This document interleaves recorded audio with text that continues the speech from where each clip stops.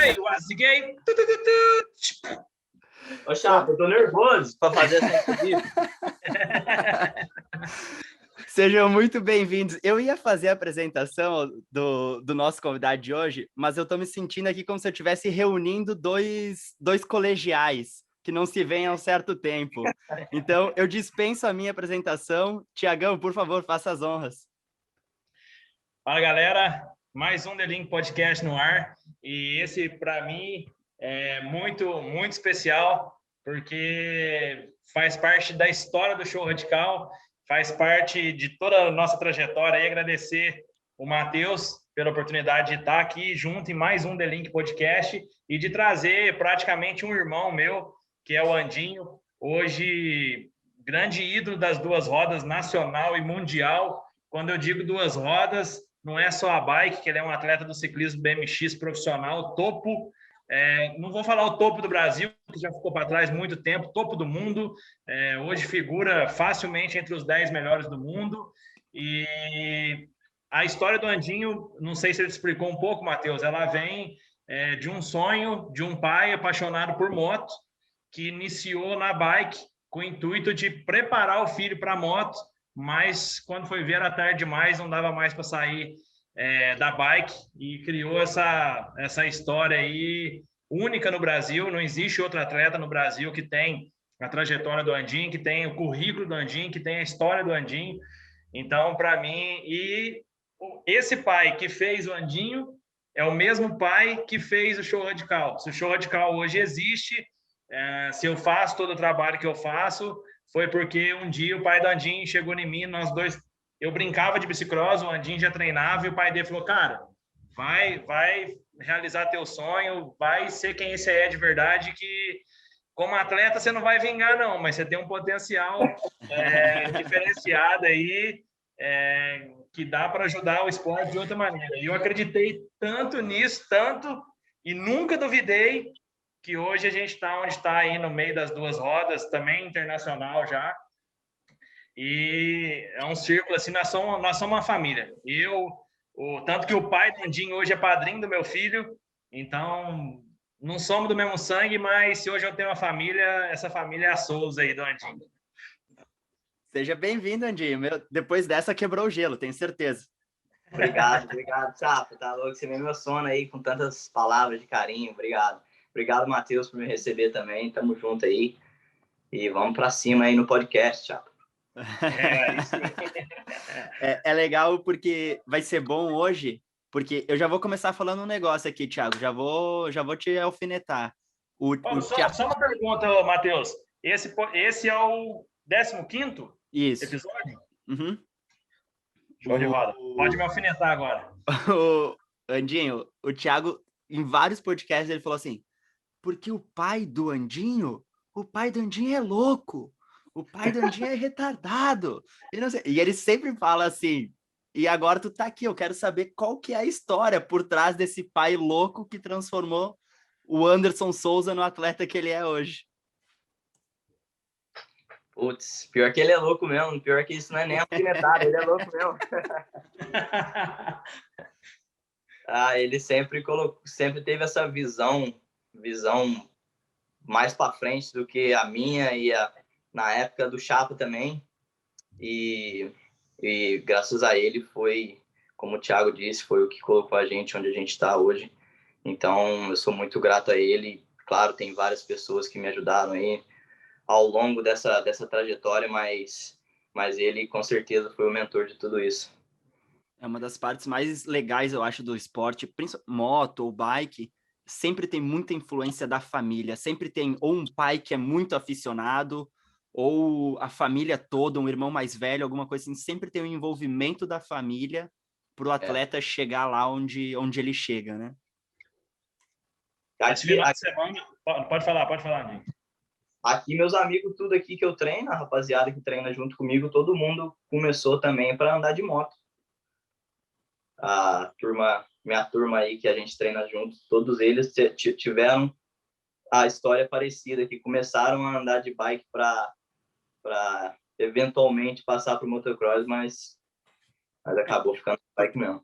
E o BMX é muito preparação para moto ou para outra modalidade do ciclismo. O cara muda para o downhill ou alguma coisa assim, né? Mas acho que aquele que se apaixona não sai mais. Tanto é que a história, se você for no Google pesquisar a história do BMX, a sigla BMX, né, é Bicycles Motocross. Uhum. E a história, o BMX surgiu, eu não vou saber falar o país agora, que eu já estudei tanta história de tanto esporte para ter conhecimento que misturou as informações. Não lembro qual país, não lembro também se é os Estados Unidos, mas eu acho que não. Ou foi Holanda ou foi os Estados Unidos. Eu não sei muito bem, na verdade, não, mas é Holanda. Mas eu acho que é Europa, Depois que ele... não sei, depois a gente pesquisa e confirma aí.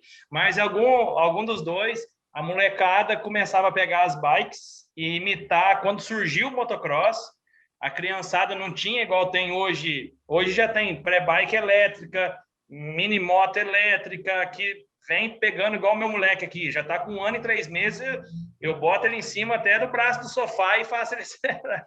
Então, assim, antigamente não tinha isso. Então, ou você se tornava, no mínimo, pré-adolescente, adolescente para subir numa moto e começar... ou então surgiu o bicicross, que era o início do motocross, né? E ele nasceu da molecada pegar as baiquinhas, ver os caras e fazer as rampinhas reduzidas e começar a saltar e tudo. E aí hoje é uma modalidade olímpica.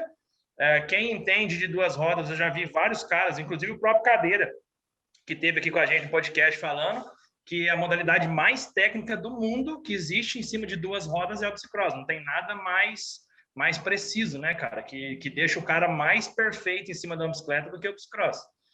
Então, é do barato. E massa, igual você estava falando aí também, Matheus, igual eu conheço o pai da Andinho, né, desde a infância. Então, assim, era o sonho dele, que é bem parecido comigo, né? Vou tentar realizar o meu sonho de atleta com meu filho. Foi o que o pai da Andinho fez. Ele fez do Andinho aquilo que ele não conseguiu ser para ele mesmo. E isso é muito legal. Mas esse final de semana eu estava no evento de lançamento da HQT aqui no Brasil e eles convidaram um pilotinho das 50 cilindradas, o moleque tem 6 anos de idade, aí eu fui entrevistar o moleque com o pai junto e perguntei, né? Perguntei para o pai, esse sonho é teu e você está passando para o seu filho, porque toda a história que a gente conhece é assim, né? O pai ou alguém da família, um irmão mais velho, não conseguiu, empurrou o mais novo e o cara tem que virar profissional, que se foda. Mas, no caso do cara, o cara falou assim, cara, eu nunca subi em nada com 2 rodas. A paixão é dele. E eu e a mãe, tanta loucura, que é muito o meu caso. O meu pai não sabia andar de bicicleta. A minha mãe, muito mal e não tinha nenhum vínculo. O negócio era meu. Só que, diferente desse menino, meu pai com a minha mãe nunca apoiaram. Nunca. Tanto que por isso, eu acho que por isso eu não me tornei atleta, não fui competir. Mas a minha paixão aflorou de outra maneira, né? Mas esse moleque eu achei muito massa que o pai falou, não, o sonho é dele, eu nunca andei de bicicleta, nunca equilibrei nada com 2 rodas. Ele quer e nós estamos aqui por ele. Identidade do moleque, né? Hã? Identidade do moleque, né? 6 anos, Sim, eu quero dar de moto, foda-se. Sim, não quero saber. Não, mas é o que aconteceu comigo. Minha mãe fala que com 5 anos de idade, eu esperneava nas portas das lojas querendo bicicleta. E eles não tinham, tipo, né? Uma não tinha condição e não tinha nenhum vínculo com o esporte e não me dava. Então, assim, você vê como é que ao passar do tempo você conhece outra história igualzinha a sua, tomando outra forma, né? Então, assim, eu não sei o que é mais legal. Se é um caso igual do Andinho, que o pai plantou o sonho e ele abraçou junto também. O pai dele vai lá em casa ver meu moleque e fala assim, é igualzinho o Andinho pequeno, cara. Aí o pai dele fala que o Andinho só dormia assistindo, na época era DVD do Pastrana, né, Andinho? Era. Só dormia assistindo Pastrana. Mas o menino, ou esse molequinho de 6 anos aí, o pai dele nunca teve nada relacionado com moto, então? Não, nunca teve nada. E aí, durante a entrevista, eu perguntei, ele falou para mim, não, o sonho é dele. E eu e a mãe estamos aqui apoiando, se ele quer. Mas nesse caminho aí do show radical, eu já vi vários, que o moleque falou moto, e os pais abraçam, vão lá, investem sem entender nada. Tá cheio aqui no Brasil. Tá? Não só no Brasil, no mundo inteiro, né?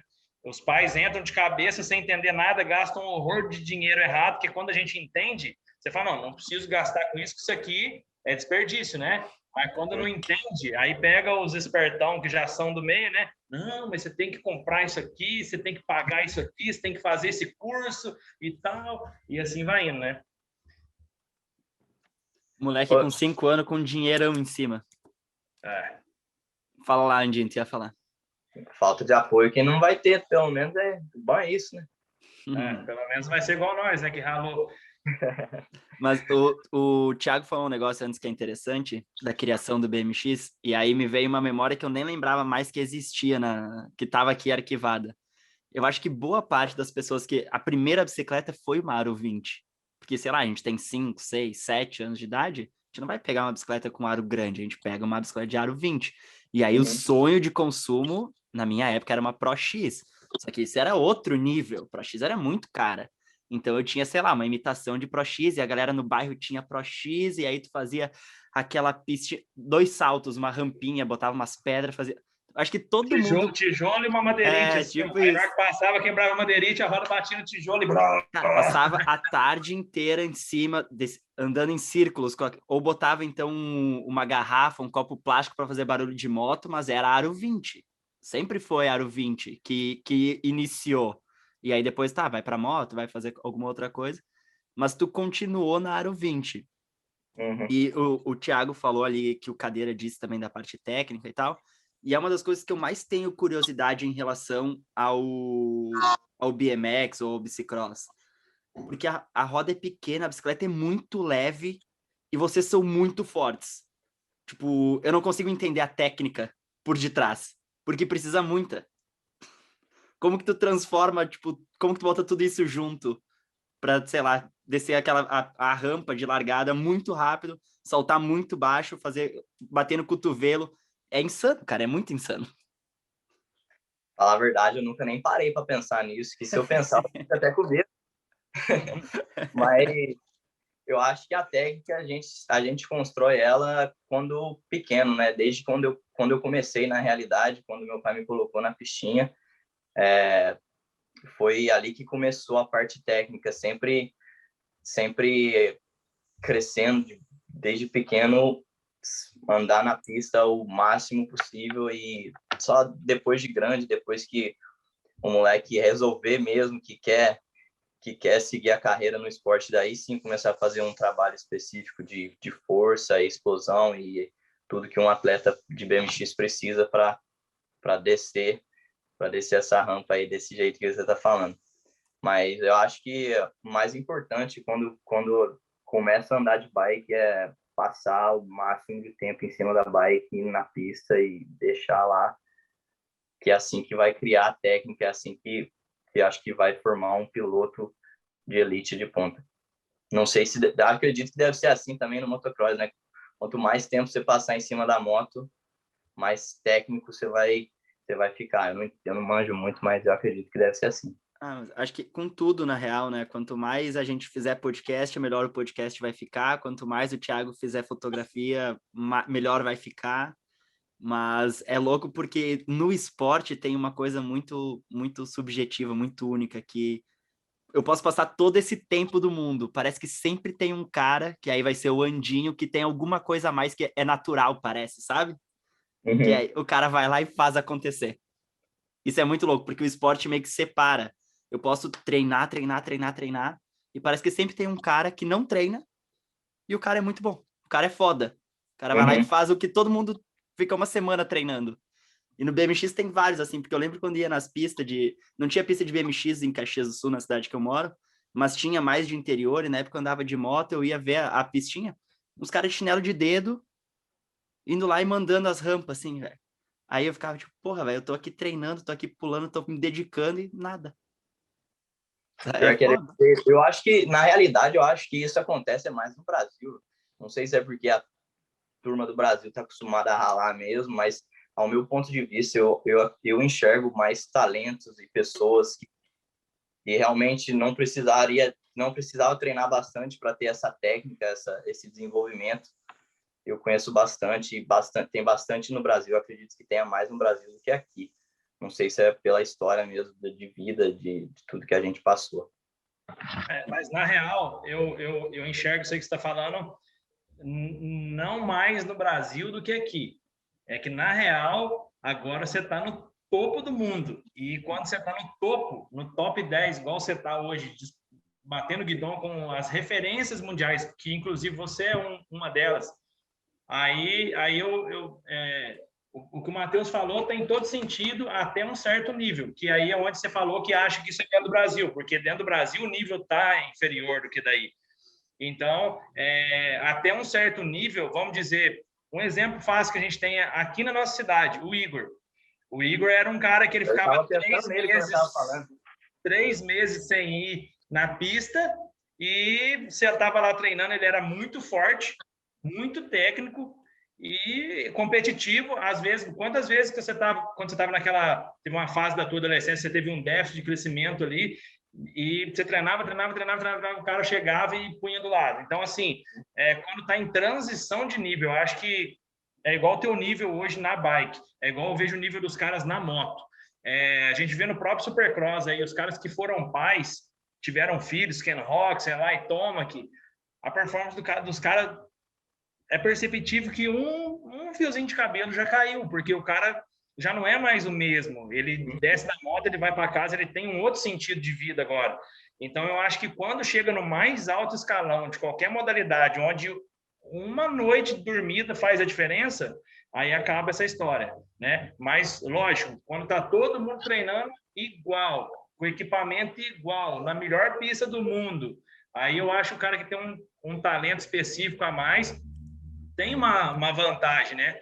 Mas já não é mais igual era lá embaixo, no degrau inicial. No degrau inicial ou até no meio do caminho. Ainda porra, faz Thiago, diferença, né? tu quer vir... Eu tava aqui falando de, sei lá, quando eu tinha 9 anos de idade, eu não tô comparando, o cara é atleta olímpico. Não, mas eu só toquei nesse assunto, não, eu toquei nesse assunto porque ele falou assim, não, aqui não é mais assim, aí no Brasil. Aí eu falei, não, é porque aqui não tá longe ainda, né, cara? Tá aqui longe. Não, mas é assim mesmo, é muito louco. Esse final de semana eu competi, né? Eu recuperei do braço, eu caí. Tem caído aí, viu? Tem caído, cai bastante. Aí eu recuperei do último capote, fui correr esse final de semana e eu tava sentindo muito bem. E eu tava com a cabeça pronto para ganhar, né? Tipo assim, era uma etapa do Nacional daqui dos Estados Unidos. E na realidade já fiz vários pódios, já fiz vários segundos, mas nunca ganhei essa etapa ainda, que já passei várias perto. Tá batendo na tampa. Mas peguei ainda. E esse final de semana eu falei, esse final de semana vai. E acabou que eu errei a largada, tipo, na semi, eu errei minha semi por um fio de cabelo e nem classificar para a final eu classifiquei. Então, tipo assim, é um detalhezinho que... Se fosse um estadual, isso não fazia a mínima diferença. Aí, se Não. o estadual da Flórida, isso não faria a mínima diferença. Agora, quando foi o nacional, que eu vi, tava Joris Dowd, tava a galera pica do mundo. Então, sem chance, mano. Piscou de Colômbia. Final de semana veio a turma, veio até os colombianos para cá, eles vão para as Olimpíadas e eles vieram competir esse nacional aqui para, sei lá, para preparar e para continuar ali naquele ritmo de competição. E daqui já vão direto para Tóquio, então, tipo assim, tava um nível muito alto e foi da hora. Isso era uma coisa que eu ia perguntar, justamente porque morar nos Estados Unidos eu acredito que ajuda muito em relação a esse parâmetro do nível. Porque eu sei que, sei lá, tem gente da Colômbia, a América do Sul tem muito cara bom, mas a infraestrutura não é tão boa, né? Então, quando tu tá nos Estados Unidos, acho que muita gente boa da América do Sul vai para os Estados Unidos, gente da Europa vai para os Estados Unidos para correr, né? Então, acho que isso te ajuda bastante também a ter esse termômetro e dosando como é que tá o teu nível. Uhum. Sim, aqui, tipo, as competições nacionais aqui, que é o nacional, esse nacional que eu fui no final de semana passado, já foi, na realidade, ele já foi a competição mais forte do mundo. Eu acredito que agora não deve ser, porque a Europa está bem forte, e eles têm o campeonato europeu deles, que eu acredito que, de nível, eu acho que o nível de atleta é igual, o nível bate igual, só que na Europa enquanto aqui tem, sei lá, 30 bons, na Europa vai ter 100. Então, tipo assim, acho que essa é a diferença dos Estados Unidos para a Europa agora. Tá bem parecido com o motocross. O motocross também tá assim, tanto que se você acompanhar o AMA, só tá ganhando europeu. Só tá ganhando europeu. E eu vi, o Dowd ganhou aí, né? Ganhou. No Nacional. No bicicross também tá ganhando europeu. Então, os dois franceses. Então, o Dylan Ferrandis ganhou. A França está virando uma potência mundial nas duas rodas, cara. O downhill Dylan Ferrandis também. ganhou no motocross, o George Dowd ganhou no bicicross. Se você for lá no mountain bike, tem um pica da França. Tanto que na França, você começa a estudar na escola, você fala assim: eu quero ser. O cara é campeão mundial, é francês também. É francês também. Like Bruni. Na França, duas rodas é profissão. Você escolhe na escola. Também, né? Os caras têm o Tour de France, tipo, é o maior evento relacionado ao ciclismo no mundo, é tipo o Tour de France, não tem nada maior do que isso. Também, né? Eu tô assistindo, tô acompanhando o Tour, eu acompanho tudo, Chapa, eu acompanho o motocross, eu acompanho tudo. Vai ser legal quando tu tiver filho, porque aí o teu filho vai falar assim, o meu pai é louco, meu pai passa o dia inteiro vendo duas rodas, é moto, é bike, vai passar Será que eu vou ser louco igual meu pai? Aí o Thiago que vai dizer, eu não sei. Teu pai, só que agora teu pai começou a bater biela, né? Esses últimos tempos agora, a biela dele é Rio. Eu tô retificando ele aqui para ver se nós pluma ele de novo, que ele tá meio batendo biela. Pode crer, ele tá numa fase que tá precisando fazer o motor todo final de semana. Não, faltou um tiquinho de óleo esse dia para trás aí. Deu um pau na biela, mas vai ficar bom, tá reformando. Vamos ter aí, Chapa, porque aqui de longe às vezes é meio difícil, pai. Quando aperta mesmo, ele corre aí pra tua casa, né? Corre. Nós dá uns pedal junto e ele tá agora louçado para ir para os Estados Unidos. Aí, esse dia para trás, nós pedalando, eu falei para ele assim, ó. Você fez teu piloto, você fez teu atleta, colocou ele no topo do mundo, mas sabe o que tá faltando? Eu falo aqui até repica, porque na hora que eu falei, ele abriu a boca a chorar. Nós tava pedalando no meio do caminho, conversando, que eu gosto de conversando, que o pai dele pedala pra caralho, Matheus. O pai dele é um tudo para pedalar. E aí eu vou conversando, e aí ele começa a andar na frente para ele escutar, ele tem que diminuir, entendeu? Aí ele fica mais perto de mim na conversa. E aí eu vou conversando, eu vou cansando mais rápido, e ele vai... Aí o ritmo... Aí eu peguei e falei com ele, o que tá faltando agora é chegar numa etapa dessa daí e o Andinho olhar do gate, olhar na arquibancada e ver que o pai dele tá lá. E eu falei para ele, no dia que isso aí acontecer, lá fora, não é aqui não, é numa do Nacional. Me arrepia também, porque deixa eu cortar, Chapa, que isso aí que você falou é exatamente o que eu fazia em toda corrida. Toda corrida, eu até arrepia, velho. Eu colocava a bike no gate na final e eu olhava assim, tipo assim, cadê meu pai? Tipo, eu via que ele tava ali, tá ligado? Então, eu sabia que o bagulho ia ser da hora.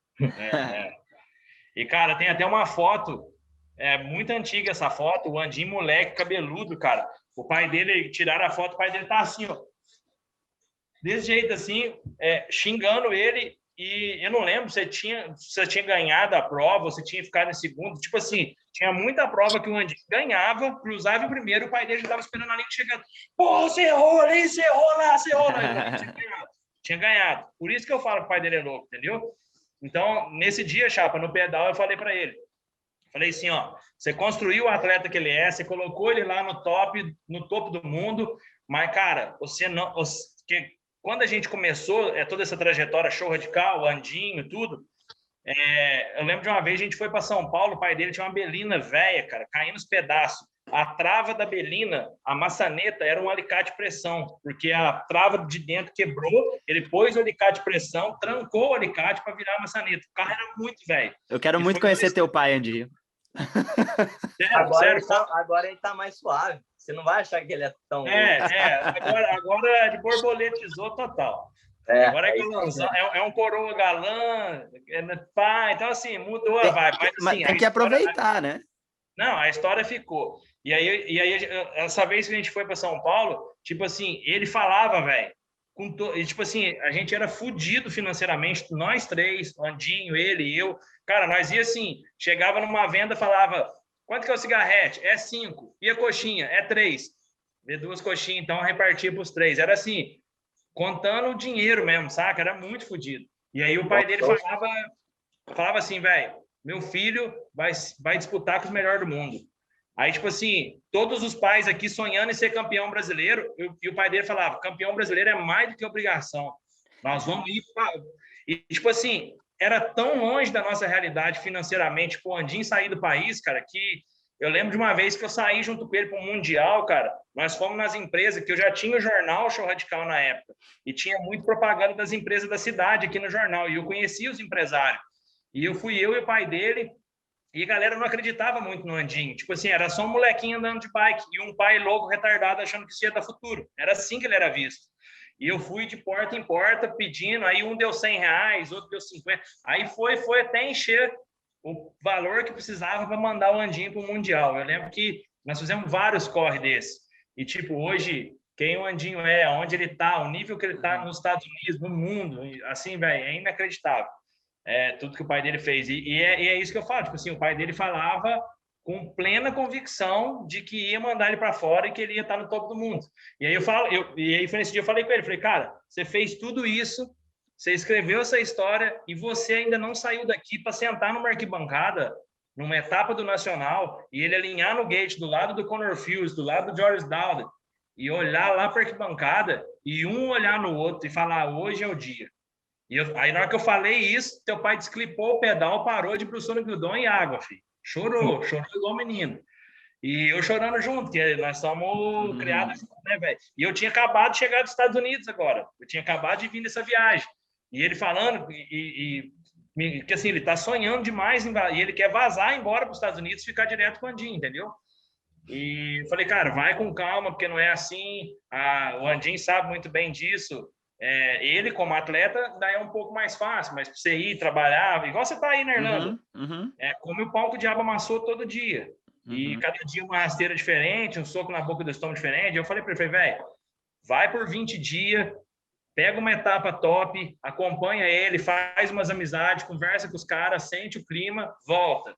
Você já entendeu. Na hora que você voltar, tua mente abre com muita coisa.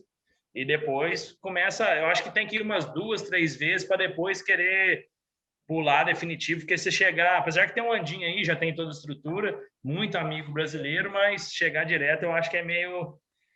Mas isso aí foi o que eu falei para ele também, eu falei exatamente isso que você falou, falei assim, eu acho que você tem que vir e curtir aí uns dias, 15 dias, 20 dias, o tempo que for. Ir numa etapa, assiste, vamos correr, vamos fazer as coisas, vai trabalhar também, te arruma um trabalho, sei lá, com os meus amigos, você trabalha uma semana, você vê como é que é. E daí você viu, mas eu também tô louco pra ele vir pra cá, pra nós ir pra uma etapa junto e fazer uma bagunça. E como então, que é pra... Pode falar, Thiago. Não, meu é besteira para falar. Não, eu ia pedir para ele, porque encheu os olhos do Thiago, que nem ele falou, encheu os olhos do teu pai. O que representa para ti, tipo, ouvir tudo isso, um alicate segurando a porta da Belina, ou então dividindo 2 coxinhas em 3, e pro que tu é hoje? Tipo, há 2 meses atrás estava competindo na Itália, depois vai para Colômbia, depois vai para os Estados Unidos, tipo, tu viaja o mundo hoje realizando o teu sonho, o sonho do teu pai, tipo, como que isso representa quando tu olha para trás e vê toda a trajetória? O Thiago tava falando aí, falar a verdade para você, é que eu seguro, mas eu tava com o olho cheio d'água também, porque na realidade, muito disso aí, eu nem, na verdade, quem passou mais foi meu pai e o Thiago, e eu, tipo assim, meu pai sempre me cobriu de tudo isso, tá ligado? Ele passava o perrengue que for e deixava, tipo assim, vai lá treinar, vai lá correr. Então, tipo assim, pra mim, tá louco. Agora eu só tenho a agradecer. Tipo, tudo que eu faço, sair de onde eu saí e tá aqui hoje, poder falar com o Thiago dominando o mundo. É foda, não tem nem palavra para explicar qual que é o sentimento, tá ligado? Só tenho a agradecer a tudo que eles fizeram para mim mesmo. Porque é nessas que o atleta se torna o atleta, porque numa... Ô, Thiago, pode chorar, cara. Eu sei que... eu não imaginava, cara, eu imaginava que esse episódio ia ser só besteira dos dois que são amigos de infância. Pensei que os caras iam ficar aqui jogando piada, falando em mineirês e assim por diante. E os caras estão indo lá no fundo, velho, cavando no fundo. Eu me arrepiei umas 2, 3 vezes já, mas... E, e deve ser muito foda, velho, tu pensar o tanto também que transforma a tua vida, a vida do teu pai, tudo, porque tu é um atleta de nível olímpico. E não existe nada maior do que isso em termos de atleta. E para chegar, ouvindo vocês contando, o Thiago contando, tu falando, de dentro de uma Belina para quase uma Olimpíada esse ano, mas já campeonato pan-americano, campeonato continental, é de filme, porque sabe quando tu assiste o filme que o cara foi contra todas as estatísticas, contra tudo que tinha para dar errado ou empecilho existia. Tinha lá as barreiras. E o cara foi indo até chegar onde chegou hoje. Liga pro pai dele aí, Thiago. Bota ele na linha também. Não, eu quero, na hora que o podcast for pro ar, eu quero ir lá, eu quero assistir do lado do pai. Boa. Eu vou chamar ele para ir lá em casa, eu vou no computador, vou passar para a TV no YouTube e vou pôr ele sentado e nós vamos assistir juntos. Vai ter que fazer uma live do pai dele assistindo. Porque vai ser a live da live. A live da live. Porque quando ele falou aí, eu fiquei emocionado mesmo, velho. Porque hoje eu sou pai. E eu chamei o pai dele para ser padrinho do meu filho. Porque, cara, e o Andinho mesmo, o pai dele, todo mundo também acompanhou muito. O Andinho foi de dentro da minha casa, né? E eu acabei de perder meu pai, enfim, também, igual eu falei, não tem nenhum vínculo esportivo, mas também é muito parecido com o que o Andinho falou. E isso tudo que o Andinho falou, cara, ele falando assim, porque num determinado momento, eu meio que, acho que foi ali para os 16, 17 anos dele, quando ele começou as primeiras viagens internacionais de Junior Man, transferindo para Elite Man, eu já não conseguia mais estar tão presente, porque o Show Radical já estava num nível também, assim, que eu também estava viajando muito aqui dentro.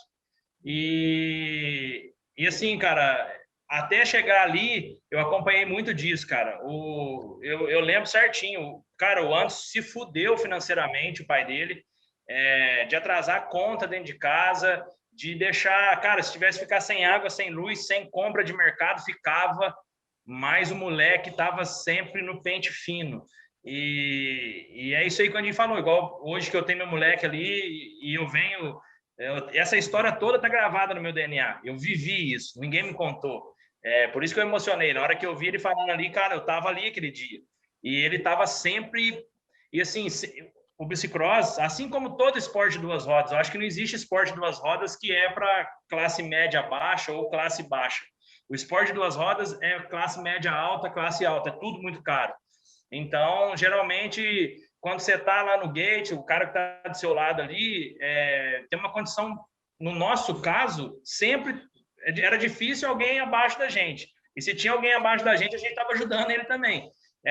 O Andinho sempre entrava no gate com mais 7 Playboy, que tinha 3 vezes a estrutura do Andinho, entendeu? Então, assim, mais o Andinho, você batia a foto do gate, olhava, ele tava com seu capacetinho entrou ali, sua biquinha headline, se saía um pé de vela novo, o pai dele comprava, e as contas em casa tudo atrasada, faltando tudo. O pai dele parecia um mendigo, e o pai dele era obeso nessa época. Hoje o pai dele tá saradão, fortão, e o pai dele era obeso. Então, assim, o pai dele era tudo fodido, velho. As camisas da gola torta, manchada de que boa, chinelo havaiana, tudo caindo. Cara, o bicho parecia o Papai Pig depois que caiu do avião e o trem passou por cima, cara. Ele era zoado. E o Andinho... Então, assim, cara, eu tenho certeza que a galera que já está acompanhando o The Link Podcast, tem, né, vários pilotos de várias modalidades, já passaram aqui, estão acompanhando todos os episódios. Galera, é a história de muitos deles, né, cara? É a história de superação e isso que o Andinho passa é muito o que eu passo também, porque eu vim do mesmo nível social, vim da mesma característica física, cultural e, cara, tanto ele na modalidade dele, eu na minha profissão, nós não podemos errar. Nós não temos outra chance. Essa é a nossa única chance. E o pai dele preparou nós dois para isso. Então, o pai dele sempre falou, velho... E o pai dele, às vezes, falava para mim, cara, igualzinho eu via chamar e falava para assim, velho, para de dar um nó e vai trampar, você não tem um sonho? Ninguém vai fazer o teu sonho para você, não. Eu lembro que na época eu tinha uma namorada, briguei com a namorada, comecei a choramingar. Eu vou até falar aqui com as palavras dele. Ele falou assim, essa hora ela tá dando para outro e você tá perdendo dinheiro. Vai trabalhar, cara. Tira a cabeça dessa mulher e vai fazer o teu. Era desse jeito. E eu repeti essa frase para ele agora, viu, Andinho? Eu tive o prazer de repetir essa frase para ele agora. Aí sim, Chava. Agora eu sei que tem que falar as mesmas palavras para ele. Eu virei para ele e falei assim, o mundo dá voltas. Eu vou repetir aquilo que você me falou. Vai trabalhar e esquece essa mulher. O pai dele, Matheus, acabou de... Ele te ouviu? Acabou de separar de um relacionamento e ele agora coroa, ficou apaixonado, meio ficou meio mal aí. E aí a gente vai pedalar sempre juntos. E aí no meio do caminho eu falei, velho, você lembra aquela vez que aconteceu comigo? Você falou que a mulher já estava com outro cara que era para mim esquecer dela e trabalhar? Velho, esquece essa mulher, vai trabalhar. Você não quer ir para os Estados Unidos? Você não quer acompanhar uma gente de perto? Vai correr atrás do teu sonho, cara. Repetir para ele. Vai ser ótimo quando ele estiver ouvindo o podcast, vendo o podcast, como tu falou do teu lado, e tu falando todas essas coisas, falando que ele tava com as roupas tudo fodidas, que ele parecia um mendigo, que agora que ele tem que parar de pensar em mulher, tem que trabalhar. Vai ser ótimo, ele do teu lado aí, ouvindo isso. Olha, tá, pensando que você só tirou ele, pai. Não, mas você falou. Ô, Matheus, outra coisa muito interessante sobre a história dos dois. Quando o Andinho, que hoje o Andinho mora com o treinador dele, que é o Domingos Lamoglia, um dos caras aí mais experientes também do BMX mundial. Até vocês estão dando curso, né, dando clínica, né, Andinho, nos Estados Unidos, com os pilotos americanos. O DL, com toda a experiência dele, é uma carreira gigantesca que eu nem sei contar quantos anos de história de Estados Unidos, enfim, uma influência gigantesca no BMX americano e mundial. Ele é o treinador do Andinho, é o sogro do Andinho. O Andinho foi para lá treinar e já está quase casando com a filha do cara, esse bicho também é liso. Então, toda essa galera que tá envolvida e o Andinho foi para aí e chegou nessa estrutura que ele está hoje junto do DL, foi morar e os dois basicamente se desligaram, né? Pensa, teu filho morando nos Estados Unidos, já morando com o treinador, nesse ciclo de treino, basicamente a missão do Anderson, pai, estava cumprida, entre aspas, né? Que até hoje ele não acabou de cumprir, que nem eu sempre falo, porque ele não foi o moleque ver ele na arquibancada, entendeu? E a cereja em cima do bolo. Eu acho que esse dia eu vou fazer questão de estar junto, porque vai ser todo mundo chorando, vai ser icônico. Então, assim, ainda não está cumprido, ainda falta, que vai ser igual a gente está falando, vai subindo o nível, cada vez afere mais a situação. Então, o que o Anderson fez nessa época? Ele era gordo, fudido, esfarrapado, destruído, acabado. De novo. Ele estava aqui. Não, e eu falo porque é ele que fala isso. Ele estava aqui nessa situação, obeso, começou a vir problema de saúde, o Andinho foi para essa estrutura do DL que ele está hoje, e começou essa sessão, né, lá no início, o Anderson precisava motivar ele de longe. Ele queria... todo tempo, o pai dele é muito essa pegada de motivação, só que nem eu te falei nos outros episódios, aquela motivação louca. É tipo o pai do Zezé de Camargo e Luciano, de quebrar o ovo cru e fazer engolir, entendeu? Então, assim, o que ele fez, velho? Ele pesava o quê, Andinho? 140 quilos ou mais? Nessa faixa aí, uns 140. Pesava uns 140 quilos, velho. O bicho começou, Matheus, a entrar numa vibe de emagrecimento, de dieta, de treino, de cuidar do corpo. E hoje ele deve estar, eu vou falar que ele deve estar uns 10 quilos mais magro que eu, forte, saradão, aí virou um coroa, galão, que você viu, o Andinho todo bonitão, limãozão, o pai dele é mesmo naipe.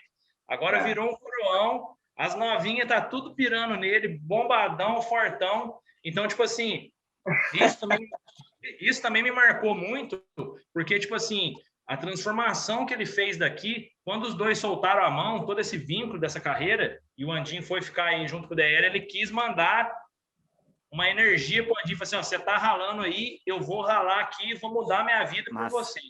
E esse foi o propósito do pai dele, com essa transformação física, entendeu? Foda. E hoje o cara tá um atleta, eu te falo que eu vou andar de bike com ele, eu tenho que ficar dando nó nele para me poder acompanhar, entendeu? Então, cara, é uma história...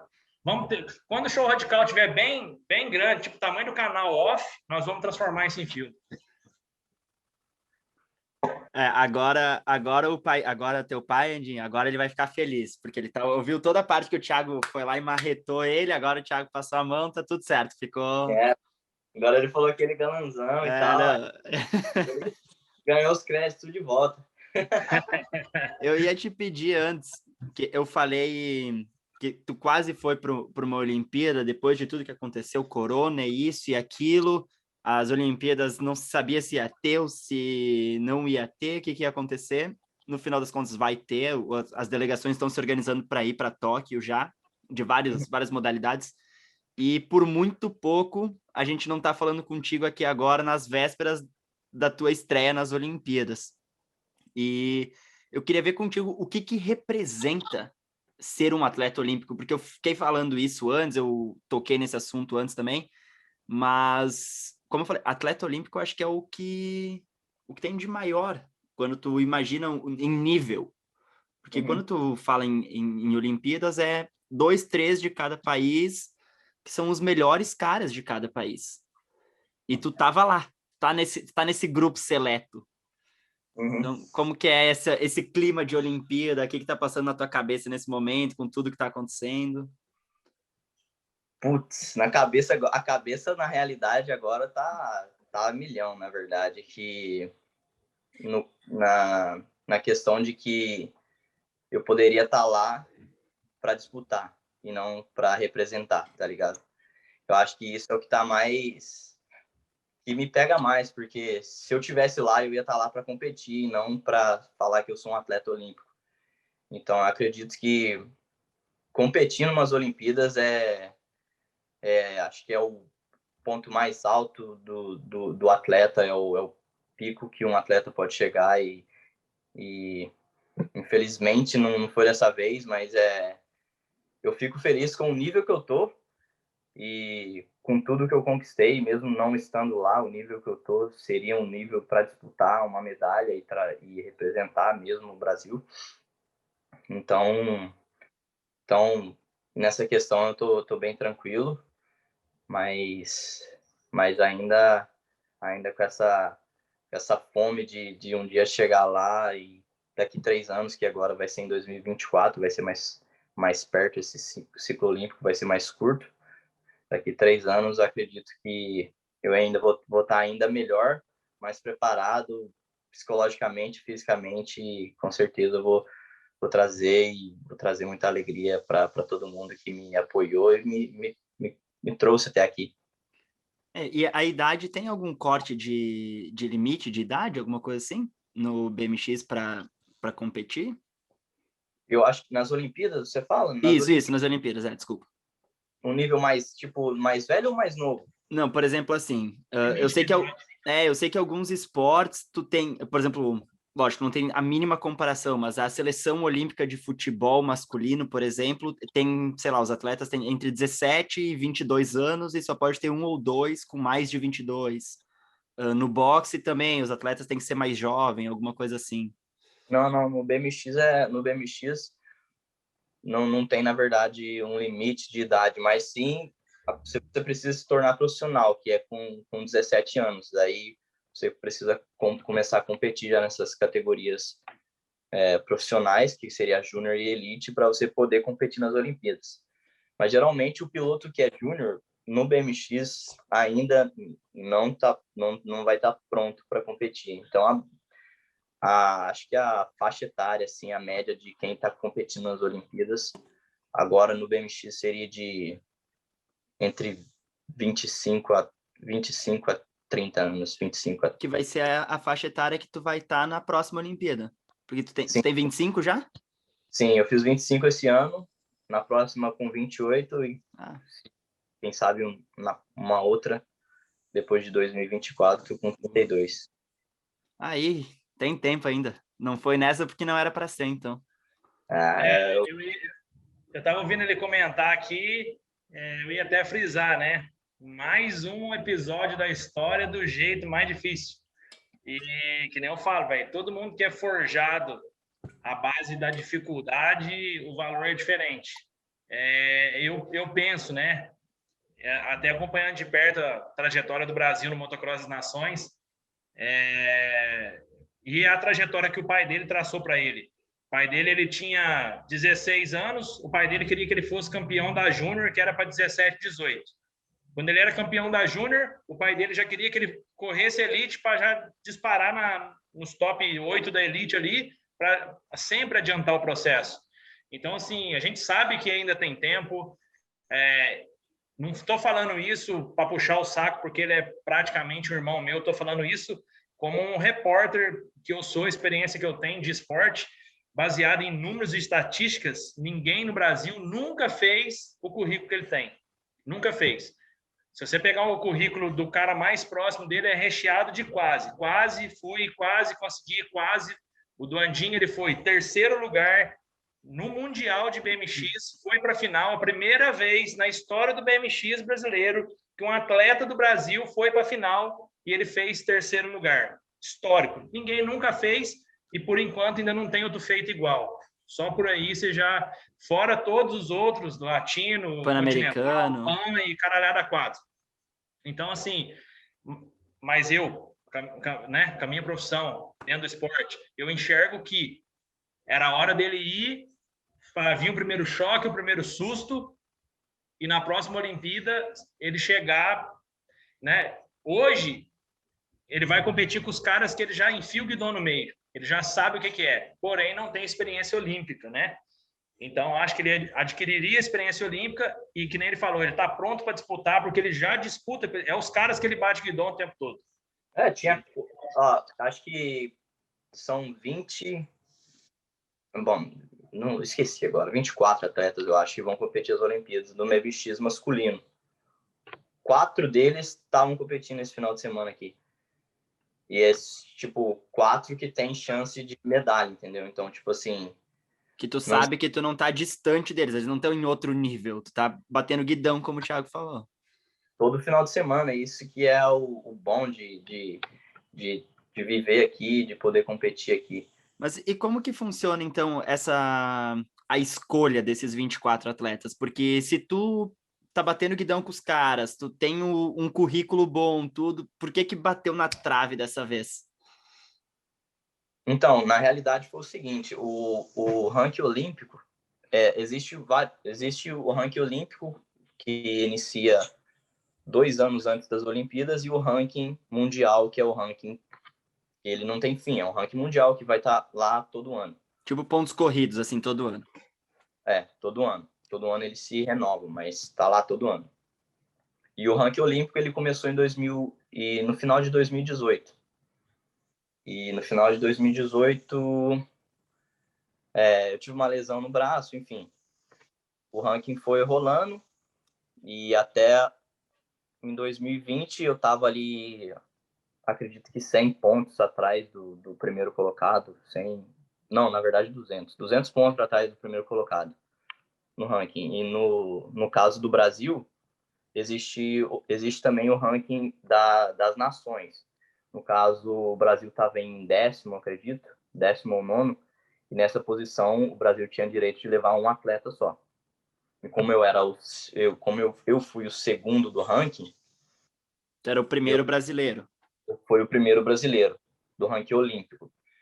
Mas daí, vamos lá, o ranking até 2020, no começo de 2020, eu estava em segundo, 200 pontos atrás, só que tinha, tipo, mais 10 competições para mim encurtar essa distância de pontos e ultrapassar na pontuação. E acabou que não... E aí aconteceu a pandemia e rolou essa confusão toda aí, e o ranking foi cancelado, pausado ali. E essas 10 competições que seriam as 10 últimas competições para as Olimpíadas, que valeriam pontos para o ranking, elas foram, tipo, todas canceladas, tá ligado? Tipo, inclusive a última competição que eu achei que ia valer ponto e eu andei bem e tal, não valeu, foi aqui nos Estados Unidos, em Houston, e não valeu ponto, porque ali um dia antes o ranking tinha cancelado, a UCI, a União Ciclística lá Internacional, já tinha cancelado o ranking. E acabou que acabou. Tipo, eu entre aspas, perdi minha chance de pontuar e fazer pontos para mim classificar para as Olimpíadas. E aí foi passando, o tempo foi passando, foi melhorando, e a UCI começou a divulgar calendário do mountain bike, divulgar calendário do downhill, e o BMX nada, o BMX nada. E acabou que no final do ano eles anunciaram que ia ter mais essas 2 etapas da Copa do Mundo, que eles iam fazer essas últimas 2 etapas da Copa do Mundo, e seriam essas últimas 2 que somariam e valeriam um ponto para o ranking olímpico lá, para acrescentar no ranking olímpico e finalizar a classificação. E acabou que eu competi essas 2 últimas. Na verdade, foram 4 etapas, divididas uma a cada 2 etapas. Por país. Tipo dupla, assim. Semana, 2 etapas, próximo final de Rodada semana. dupla, né? Foram 2 corridas que contavam por 4 etapas. Não. Foi tipo assim, foram 2 etapas na Itália em um final de semana, no sábado e domingo, mais 2 na Colômbia. Ah, tá. Sim. Então, a Itália foi um país com 2 etapas. E na Colômbia, mais um país com 2 etapas. Mas tudo no mesmo final de semana, não tipo em semanas Sábado diferentes. Sábado, primeira etapa, segunda, mesma coisa no outro. Foi assim. E daí eu fui... E beleza, daí eu me preparei. Eles tinham anunciado esse ano, eles anunciaram esse ano a etapa. Na realidade, a etapa da Itália ia ser na Alemanha, e teve que cancelar da Alemanha por conta do Covid. E, tipo, faltando um mês para... Confusão. Faltando um mês para realmente ter a competição, eles anunciaram que ia ser na Itália. Enfim, eu me preparei, cheguei bem, cheguei pronto para disputar e acabei caindo na Itália. Cheguei até a semifinal, acabei caindo na Itália, me machuquei, não competi no dia seguinte. Putz. Seria o outro dia de competição, acabei não competindo porque eu machuquei a mão. Me recuperei, fui para a Colômbia. Chegou na Colômbia, caí de novo na semifinal os 2 dias, nas 2 últimas etapas, e acabei, tipo assim, encurtei a distância de 200, tirei essa distância, mas ele continuou com uma pontuação ainda na minha frente, porque ele também fez alguns pontinhos, mas no caso da pontuação não foi o suficiente para mim classificar, então foi tudo isso que rolou. Porque ainda, além de todos os fatores que tu tem controle, que é a tua preparação, a corrida, o treino, blá, blá, blá, blá, teve o Covid e tem uma coisa que acontece que eu não tenho medo de dizer, que eu não sei por que tudo que é relacionado ao ciclismo, os caras se esforçam para ser desorganizado, velho. Eu não sei como, porque quando eu andava de bike, os caras são muito loucos, vai organizar uma corrida, tipo, parece que eles esperam até o último minuto para se atrasar. E aí, porra, velho, a gente tá falando do campeonato mundial de uma competição que é olímpica. E aí os caras mudam a data e não sabem se vai ter, e sabe? Tipo, isso é muito foda, porque acho que atrapalha muito na preparação do atleta, porque tu já não sabe se vai ter, aí avisa de última hora, Uhum. o emocional fica abalado, né? Fica. Graças a Deus, desde quando começou a pandemia, o meu treinador e a gente tem uma estrutura muito boa aqui, eu não precisei parar de treinar, nenhum treino físico eu tive problema, e na pista também tivemos pistas abertas aqui para a gente treinar, então, tipo assim, a pandemia não afetou nessa questão de treino, mas a cabeça fica louca, você não sabe se você vai competir daqui um mês ou se vai competir daqui 6, então um pouco atrapalha, porque eu estava pronto, eu tive que treinar para estar pronto para qualquer corrida, a qualquer momento, entendeu? Eu não tinha uma data e treinei para aquela data, eu treinei para estar pronto. Uhum. Se ela fosse amanhã, ou daqui um mês, ou daqui 6, tu ia estar pronto igual. Foi desse jeito mesmo, mas graças a Deus foi tudo bem, eu me preparei bem, cheguei bem, infelizmente acabei caindo, mas como eu falei, ainda tô no nível alto, mesmo assim, mesmo depois desses capotes todos aí, consegui me manter nesse nível que eu tô hoje, graças a Deus. E essa semana eu tô tirando uns dias de férias, de folga, né? Não é férias, que é só... Não deixa teu pai saber disso. Se ele É souber tão- disso, atleta não tem férias, até quando folgar, você não pode fazer isso, tá ficando louco. Não, mas o DL, meu treinador, é desse jeito, né? Eu falei, tô precisando, chapa, descansar uma semaninha. Ele falou assim, tá, não, você vai ter, sim, 2 dias, 3 dias de descanso. Encurtou um pouco a Mas mesmo semana. assim, meu descanso é pedalar todo dia por 1 hora e meia. Então, depois que eu terminar o podcast, tem que sair para pedalar 1 hora e meia. Esse é meu descanso, já. Mas pelo menos não tem aquela pressão, né? Não, mas é só para...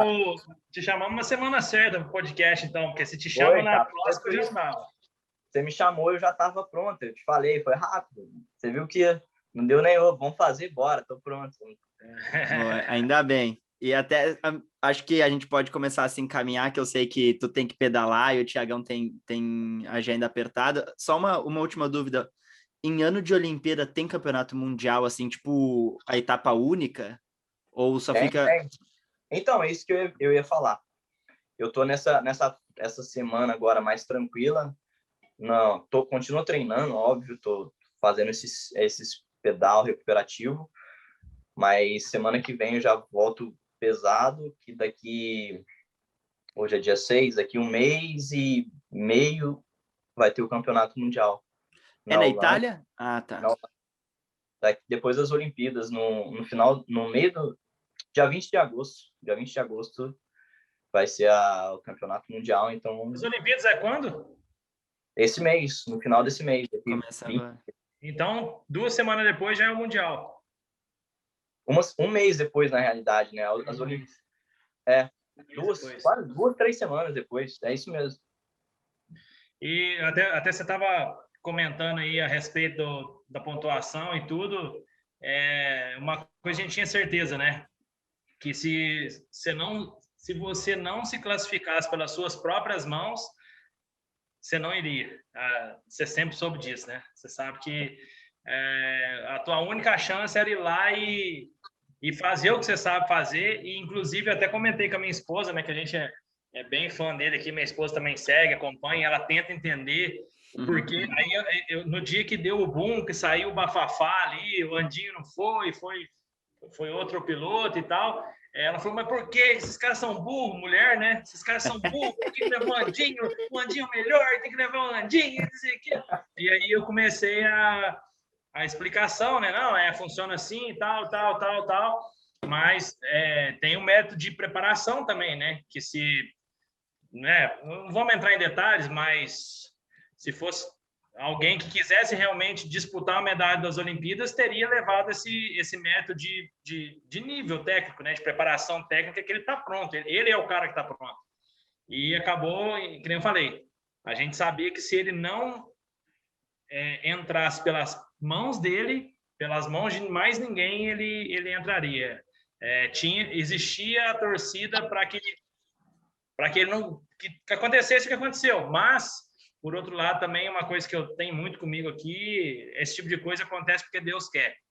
E a história que ele tem para escrever para frente é muito maior do que se fosse como a gente quisesse. Eu acredito que depois de tudo isso que aconteceu e dessa preparação que eu tive e do jeito que eu cheguei nessas competições e 3 capotes em 3 semifinais e tipo, se eu fizesse 2 finais, era suficiente, tá ligado? Mas aí que tá. Bateu na trave mesmo, né? Pertinho. Não, outro dia eu tava no Instagram da USA BMX lá, do Nacional Americano. Uhum. Aí passou uma final, não sei de que categoria, caiu o gate, os caras fizeram a primeira curva, e aí o terceiro se enroscou no segundo, tentando já passar, o quarto veio e fez aquela pipoca, só ficou o primeiro livre, os outros 3 que era o segundo, terceiro e quarto embananaram, viraram, o quinto e o sexto bateu, o sétimo passou do lado e ficou em segundo. Aí eu falei com a minha esposa, fui play e falei assim, ó, tá vendo o terceiro? A hora que ele enfia o guidão no segundo e cai os dois, esse cara é o Andinho. Tá vendo o sétimo, que desviou da bagunça e ficou em segundo? Esse é o que vai para a Olimpíada. O Brasil tem um representante? Hã? Tem só. Vai ser só um que vai ir. Sim. Mas é isso aí, Chapa. Eu acho que o BMX é muito louco, na realidade, por causa disso. Porque, tipo assim, se cair o gate da final ali, vamos falar dessa final mesmo, pode ser de qualquer corrida, mas vamos falar das Olimpíadas. O campeão olímpico, hoje, o novo campeão olímpico, com o mesmo gate, todo mundo na mesma posição, se correr mais uma vez, muda tudo. Uhum. Pode ser que não vai ser ele. Ou pode ser que ele ganhe, mas o segundo, Pode ser que ele vire em sétimo, cai todo mundo na primeira curva, ele ganha de novo. Mas então, é que... o BMX é muito imprevisível. Acho que tipo, não é igual uma, sei lá, 200 metros raso ali no atletismo que o cara tá fazendo... Cada um tá na sua raia e acabou também, né? Aí tu tem uma raia para largar e depois já era. Então, tipo assim, foi mais ou menos isso aí que você falou e que aconteceu. Mas a parte mais... Talvez se eu corresse uma semifinal de novo, a mesma semifinal, na mesma posição, na mesma raia, ia ser diferente, mas... O que eu acho mais louco do teu esporte, Andinho, é porque é o seguinte, imagina como se fosse um motocross de uma volta só. Velho, os caras iam se bater, os caras iam se derrubar, ia fazer o demônio, que é o que acontece, velho. Se uma volta só, ele era o esporte mais mortífero do planeta. Provavelmente. Eu imagino, ia ser louco mesmo. Acho que imagina o gate cair uma volta e quem terminar lá na frente ganhou. Não ia sobrar ninguém, cara. Os caras iam andar armado, ia dar tiro, pá, pá. Porque aí o que acontece? A gente pega uma corrida de moto que tem 30 minutos, porra, o cara que tá em 10º, ele não vai tirar 30 segundos de diferença. Mas se é só uma volta e ele tá em 10º, porra, velho, eu vou acelerar tudo que eu puder, eu vou pra cima, porque é dali, a diferença é pouca, tu acabou de largar e tá todo mundo muito perto. E eu acho muito louco o fato de ser muito perto.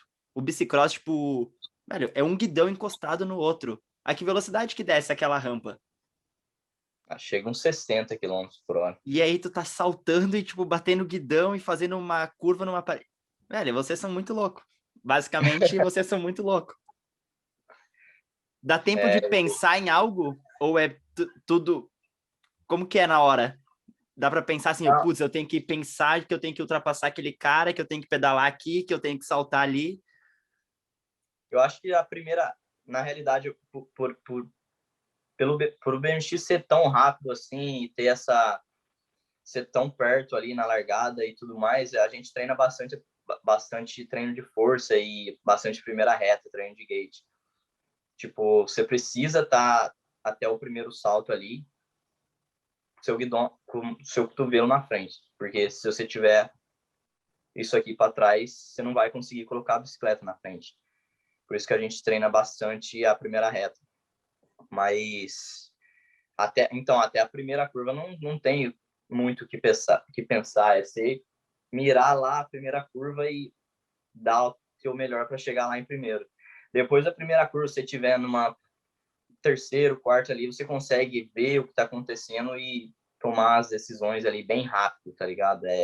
Você pensa fazendo já. E se você for um bom piloto, você vai fazer a coisa certa, mas tem que vir do sangue, eu acho.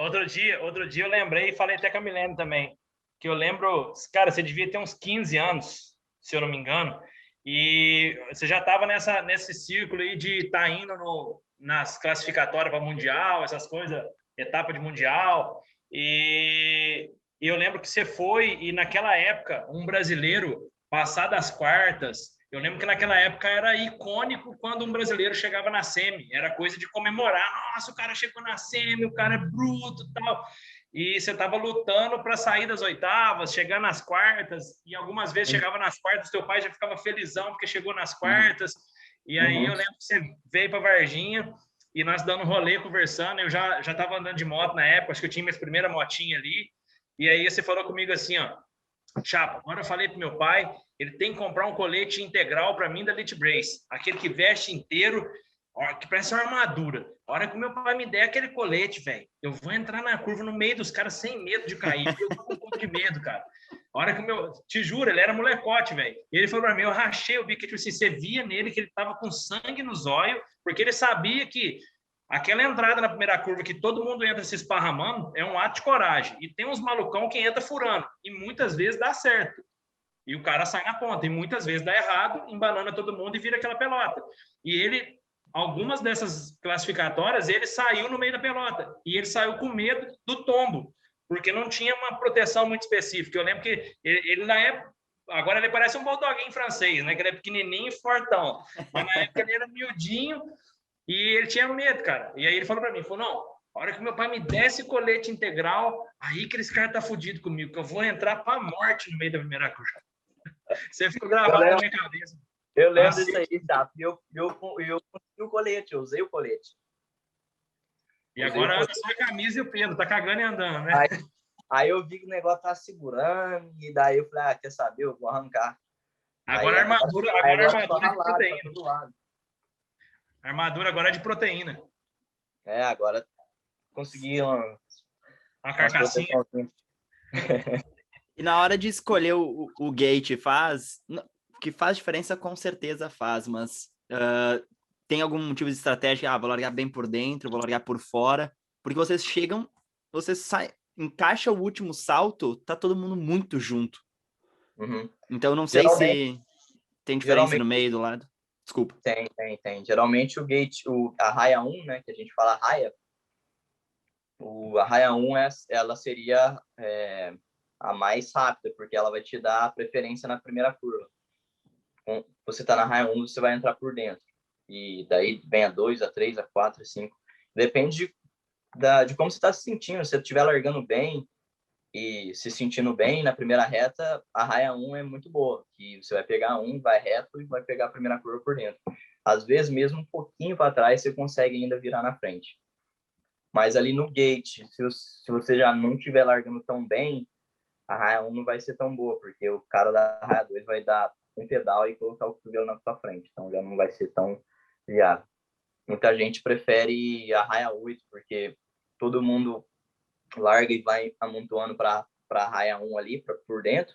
E você estiver na 8 e estiver, sei lá, não largando tão bem, mas estiver com uma velocidade final na primeira reta boa, você consegue largar e ter a linha sozinha para você. Então, vai muito de como você está se sentindo na corrida.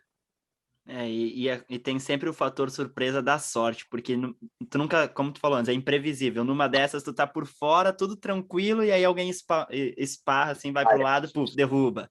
Ou então acontece por dentro, ou no meio. Cara, eu te dou os parabéns do fundo do meu coração, velho, porque além de tudo, a bicicleta tem um pneuzinho aro 20 ainda, velho. Se já não faltar... ainda só para concluir, a bicicletinha pequenininha, velho, que tá aqui embaixo, o cara tem que ter muito controle. É muito louco. Tiagão, eu sei que tu tem compromisso. Andinho, eu imagino que tu também, nas tuas férias aí.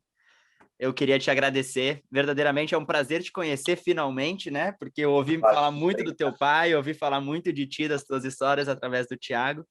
Então, muito obrigado. Nós não contamos a história do dia que ele ganhou o Downhill, o 4Cross da Globo, e tava o Marco, a galera... Dá tempo, vai lá. Já te contei essa. Não, já te contei essa. Só vou passar rapidinho.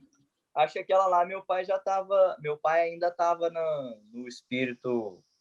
Não, tava no espírito do rock and roll. E um ano antes, o Mário Jarrim derrubou ele na última curva. Não sei se você chegou a assistir, Matheus. Eu não lembro, velho. Eu assistia, mas eu sou muito ruim de lembrar as datas. Ele estava ganhando. Ele foi o primeiro ano convidado. Arrumamos uma biquinha aqui na cidade, pé de boi, biquinha de 1.500 conto. E os caras só de nave. Ele foi, liderou, não perdeu a bateria. E na final, para ganhar, em primeirão, o Mário Jarrim veio e deu no meio reto, espatifou os dois. Não ganhou. O pai dele ficou puto. Beleza, chegou no outro ano, foi de novo. E aí, o pai dele falou assim, nós vamos só mais esse ano, ganha e nunca mais pisa naquela merda, porque não é a modalidade dele. Ele estava nos Estados Unidos, ele veio para correr, aí um brother nosso que tem umas bike top, emprestou uma Scott da pica para ele, Aí já foi outra história. Aí eu lembro também outra coisa que me marcou, ele é cheio de coisa que me marca, velho. Tava tendo os treinos classificatórios por tempo, ele deu uma descida, e tinha duas, né, Andinho? Ele deu uma descida, cravou o melhor tempo, com uma descida, no meio dos caras do downhill brasileiro inteiro, todos que você conhece aí. Eu não lembro, talvez, não, acho que o Roger não tava. Giovannini, todo mundo. Uma descida ele deu, cravou o melhor tempo. Aí tinha mais uma rodada de tomada de tempo para a classificação de escolha de gate. Escolha de gate, não, era para você melhorar seu tempo, na realidade, se quisesse. Né? Não, mas eu acho que tinha o negócio das chaves também, das baterias, era por causa era pelo tempo, tinha uma jogada lá. E aí tinha a segunda bateria, a segunda tomada de tempo. Aí o pai dele falou assim, aí os caras, a primeira comete um errinho, o outro na segunda, todo mundo tenta corrigir. O pai dele falou assim, vai lá. Ele falou, não, pai, não vou não. Já fiz o primeiro tempo. Não, mas agora os caras vão baixar teu tempo, velho. Vai lá, você tá ficando louco, vai lá. Não, pai, não vou descer de novo, não. Chega, velho, chega. Desceu todo mundo, adivinha quem ficou com o primeiro tempo? Acho que coisa de 1 segundo ainda de diferença, né? O cara. Correu todas as baterias, ganhou todas as classificatórias, e aí chega na final, o Mário Jarrim no gate. O pai dele só chegou em portuguesão, mineiro rasgado. Você encosta no meu filho que você não sai vivo daqui hoje, seu mané. Já deu essa. E a galera dos downhilleiros já correu desse tamanho aqui. Cai o gate, pau tora, ganhou a bateria. A hora que ele cruzou lá embaixo, que ele ganhou, eu e um brother nosso aqui da cidade estava lá dentro da pista, mas assistindo na tela. Tava o Bernardo Cruz, o Wallace Miranda, Marcos Bertoldi. O pai dele virou, olhou para os caras e falou assim, ó, o que ganha essa porra? Gritando, no meio da praça. O que ganha essa porra é treino. Vocês têm que treinar. Respeita quem treina. Vocês é vagabundo. O dia que vocês treinar, vocês andam com meu filho. Cara, eu não sabia onde pôr a cara. Eu não sabia onde pôr a cara, que todo mundo sabia que eu tava com ele. Véi, e o Marco, fi, desse dia pra frente, o Marco virou... Foi dali que minha amizade com o Marco, fi. O Marco fala disso comigo toda vez. Fala, velho, aquele dia lá marcou minha vida. Porque ele começou um projeto com o molequinho dele na moto agora e tem como referência o pai do Andinho. Então, assim, o pai do Andinho... É muito louco, às vezes ele fala essas coisas e eu faço até assim, sabe? Tá, mas agora eu quero ouvir de ti, como é que foi a tua visão daquela competição? Ele tava longe pra caceta, ele nem viu isso acontecer. Ele tava... Não, eu não vi, eu não sabia que ele tava lá no pé do meu pé, nós que contamos depois. Bom, pelo menos tu ficou com a parte boa, tu ganhou a corrida, tá tudo certo, não se envolveu em nada. Mas foi muito louco a corrida em si é Globo, mas foi da hora ganhar o título. É muito diferente. O pai dele, caralho. E o Thiago. O pai dele é aquele tipo de cara, Matheus, que mandou inscrição pro BOP, o Capitão Nascimento rejeitou, falou, não, você é muito bruto para entrar aqui. Muito louco. Oh, mas é isso aí, queria também agradecer, Andinho, pelo tempo, pela oportunidade de trocar ideia. Eu acho que, num contexto geral, a gente passou por vários os tópicos aí que estão em volta da tua carreira agora. Te desejar boa sorte, né? Com a certeza de que tudo isso que aconteceu nesse momento é muito maior do que a nossa vontade, é muito maior do que a nossa imaginação. Não somos nós que movemos, é Deus. E se ele contornou a situação para ser assim, porque ir para essa Olimpíada é muito pequeno para o que ele tem para você na tua carreira. E eu tenho certeza, eu acertei muitas das minhas escolhas, principalmente dentro da pandemia, dentro desse ano, muita coisa que eu entreguei na mão de Deus, ele me devolveu exatamente o que eu precisava. Eu tenho certeza no que eu estou falando, que nós vamos fechar esse ano de uma maneira muito positiva para você, porque não tem só a Olimpíada, e eu sei que você tem muitas outras metas dentro do esporte, em vários outros campeonatos, além da Olimpíada, e eu tenho certeza que elas vão se cumprir e que tem um propósito muito maior nisso daí, é acreditar e continuar o trabalho que eu sei que, né? E agradecer pela nossa amizade, pela nossa parceria, por fazer parte dessa história, agradecer o Matheus por abrir as portas do The Link Podcast para nós ficar, né, trocar essa ideia aí e contar um pouco dessa história através do The Link, que é um programa que está vindo muito massa, a galera vem curtindo muito, tenho o maior orgulho de fazer parte desse projeto dele. E, assim, se a gente for ver, só passou galera top aqui, né? Eu acho que nunca teve um programa com essa cultura dentro do nosso cenário. O The Link Podcast tá mudando aí nós estamos ligando todo mundo, que é o que eu sempre quis fazer. O Show Radical é isso que o The Link Podcast está fazendo. É ser amigo de todas as modalidades, aproximar todas elas têm tudo a ver e a gente está conseguindo fazer isso. Se você for no canal do The Link no YouTube e olhar lá os caras, são só os caras que a gente é fã, que a gente é apaixonado na história. Então, Andinho, bem-vindo, você está junto com essa elite aí, que você né, um deles, e quando precisar de nós aí, é só gritar que nós estamos à disposição. É isso aí. Valeu, brigadão, valeu, Chapo, brigadão por me ter aí no The Link, obrigado, Matheus, e obrigado pelas palavras de vocês, e estou muito feliz por estar aqui, muito feliz por ter feito essa entrevista aí, trocar essa ideia, porque não é entrevista, né? Trocar essa ideia, tava com saudade, tava com saudade do Thiago, e depois que você fizer mais podcasts com a turma aí, que eu acho que você deve ter uma lista gigante, me chama de novo para nós conversar mais. Com certeza. Quando tu quiser, só fala pro Thiago assim, Thiago, quero podcast de novo, a gente só conecta e faz acontecer. Ô Matheus, eu acho que depois que esse episódio for ao ar, né, que a gente realmente tem uma lista de convidados, a gente vai ter que separar um episódiozinho para trazer o pai dele. Junto, né? Porra, ia ser uma resenha, cara. The Link Podcast, o outro lado do Andinho. Ei, eu tenho só uma outra. Eu tenho uma outra. Eu não sei, Andinho, se tu tem projeto de ir para o Brasil esse ano ainda. Possivelmente eu estarei no Brasil, em Minas Gerais, em novembro, dezembro.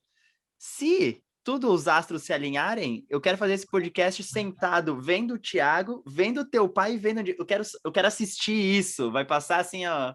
Vai ser o filme, eu vou estar assistindo o filme ao vivo. Já vamos tentar viabilizar isso. Não sei como é que é a agenda do Andinho, mas hoje eu estou com o escritório aqui, mas a gente está mudando ele. Estou fazendo um mini estúdio, né, bem bacana para todos os materiais que eu preciso gerar para o Show Radical. Vai ficar mais personalizado. O Andinho já veio aqui, mas esse novo vai ser na minha casa e vai ficar bem legal. A gente está montando um esquema lá, vai ser bem top.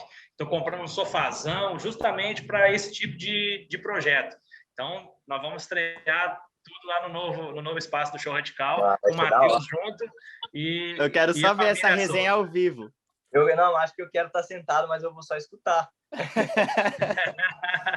Eu fico de fora também, eu vou deixar só o Thiago e o teu pai, velho. Imagina quanta resenha vai vir. Não, sem palavras. Muito obrigado, Thiagão. Mais uma vez, obrigado, Andinho. Muito sucesso, sorte. Espero que dê tudo certo aí, alcance vários objetivos esse ano. Pessoal que está acompanhando, que está ouvindo, muito obrigado por ter ficado aqui até o final. Não esqueça de curtir, compartilhar, fazer todas essas funções de sempre. E sigam o Andinho nas redes sociais, Thiagão também. E vamos que vamos.